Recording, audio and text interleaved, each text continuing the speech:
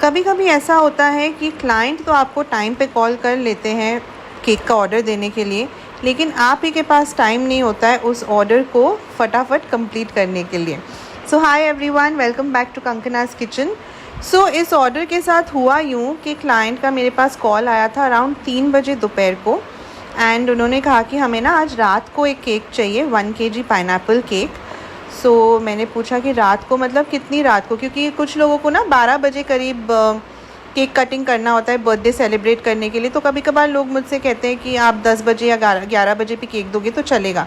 And mostly ये सारे orders ना मेरे सोसाइटी के अंदर से आते हैं। सो ये भी मेरे सोसाइटी के एक फ्रेंड ने कॉल किया था ऑर्डर के लिए, और हुआ यूँ कि उस टाइम मैं घर पे नहीं थी। तो मैंने उनसे कहा कि हाँ, अगर आपको 9 बजे तक चाहिए तो मैं बना के दे सकती हूँ, लेकिन मैं आधा घंटा बफर लेके चलूँगी, तो आप 9:30 पकड़ के चलो, क्योंकि अभी गर्मी इतनी हो रही है तो मुझे केक को थोड़ा फ्रिज में सेट करने के लिए भी टाइम चाहिए। तो उन्होंने कहा कि हाँ कोई दिक्कत नहीं है, 9:30 इज़ ऑल्सो फाइन। तो वैसे तो मैं घर 4 बजे तक आने वाली थी, लेकिन मैं जिस काम के लिए बाहर गई थी उसमें थोड़ा सा टाइम लग गया, और जब तक मैं घर पहुंची तब तक 6 बज चुका था। सो घर पहुंचते ही सबसे पहले फटाफट मैंने स्पॉन्ज रखा बेक करने के लिए। एंड ये जो मेरी क्लाइंट है ना बहुत स्वीट है। एक तो इन्हें मेरे केक्स बहुत ही ज़्यादा पसंद है, वो हमेशा बहुत तारीफ़ करती है मेरे केक्स की। कॉल करके मुझे कहती है कि आपका केक बहुत अच्छा था, डिज़ाइन भी बहुत अच्छा था, टेस्ट भी बहुत अच्छा था। And she is not very finicky about the design and all. मैंने एक डिज़ाइन उनके साथ शेयर किया था, मैंने उनसे पूछ लिया था ओकेज़न क्या है, किस लिए आपको केक चाहिए।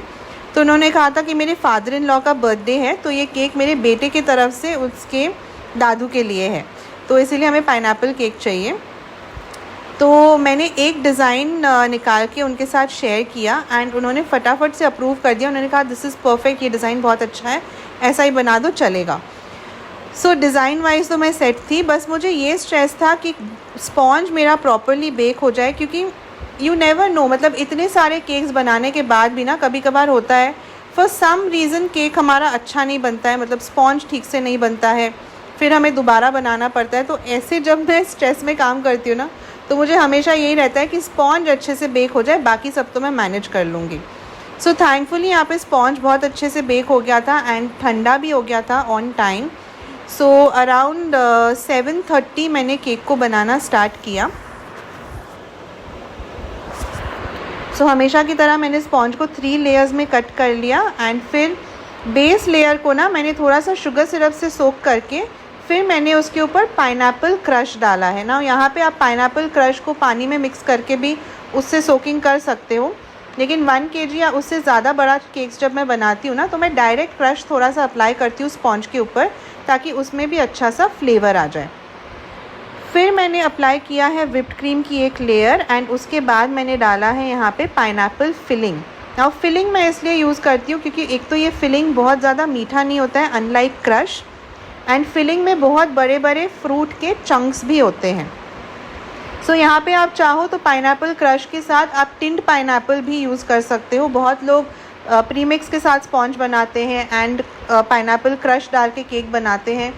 तो जैसे भी आपको ठीक लगे, आपके बजट में फ़िट बैठे, यानी कि आपके क्लाइंट के बजट में फ़िट बैठे, आप उस तरह से केक बना सकते हो, ठीक है।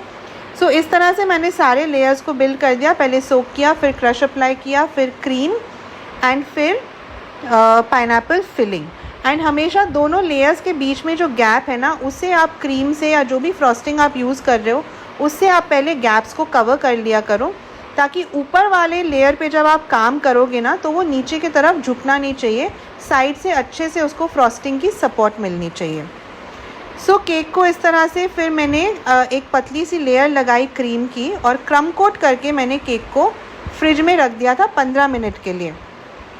एक्चुअली क्योंकि मैं शाम के टाइम काम कर रही थी ना, तो गर्मी बहुत ज़्यादा नहीं थी, लेकिन फिर भी गर्मी तो थी। मतलब आप लोग को पता है इस टाइम दिल्ली की क्या हालत है, 45 डिग्रीज़ के नीचे तो जा ही नहीं रहा है टेम्परेचर। लेकिन फिर भी क्रीम मेरा काफ़ी अच्छे से बीट हो गया था, तो वहाँ पे मुझे स्ट्रेस नहीं था। एंड क्रम कोट करके मैंने फ्रिज में रख दिया केक को थोड़ा बहुत सेट होने के लिए। सो यहाँ पे मैंने केक को 7 इंच के टिन में बेक किया था, और मैंने 10 इंचेस का बोर्ड लिया था।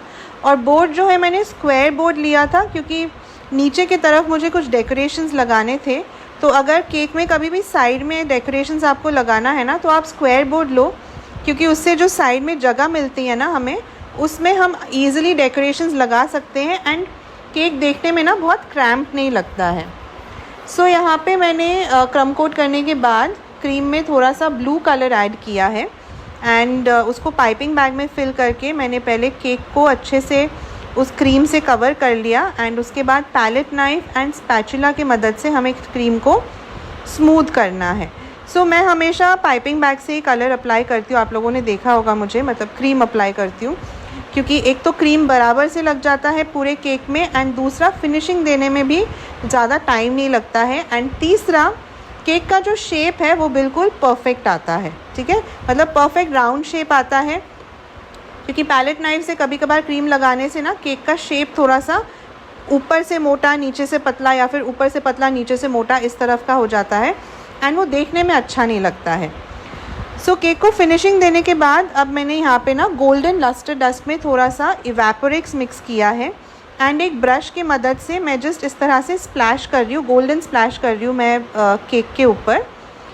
और फिर मुझे इसके ऊपर लगाने थे आर्टिफिशियल डेकोरेशंस, तो मैंने लिया है गोल्डन एंड वाइट कलर के बॉल्स जो ईज़िली आजकल मार्केट में अवेलेबल है। ये 4 बॉल्स आजकल बहुत पॉपुलर है, बहुत सारे केक्स में आपको इस तरह का डेकोरेशन देखने को मिल जाता है।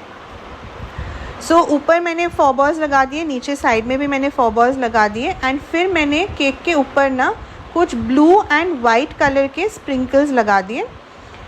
फिर मुझे लगा कि जो ऊपर मैंने 4 बॉल्स लगाए हैं ना, वो मतलब देखने में इतना ठीक नहीं लग रहा था। मुझे लगा कि उसका अरेंजमेंट या तो मैं चेंज कर दूँ या फिर कुछ ज़्यादा 1-2 एक्स्ट्रा और 4 बॉल्स मैं लगा दूँ।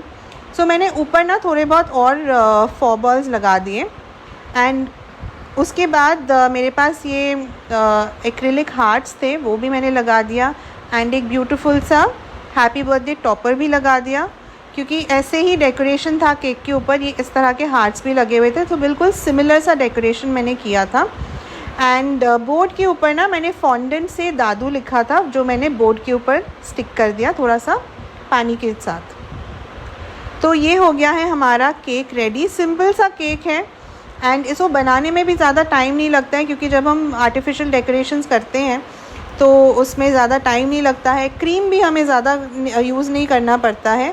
तो ये हमारा केक हो गया है रेडी। आप लोग कमेंट सेक्शन में प्लीज़ प्लीज़ प्लीज़ बताना कि केक आप लोग को कैसा लगा। अच्छा लगा होगा तो एक ब्लू हार्ट ज़रूर डाल देना कमेंट्स में and I will see you guys in the next video. Thank you, bye bye.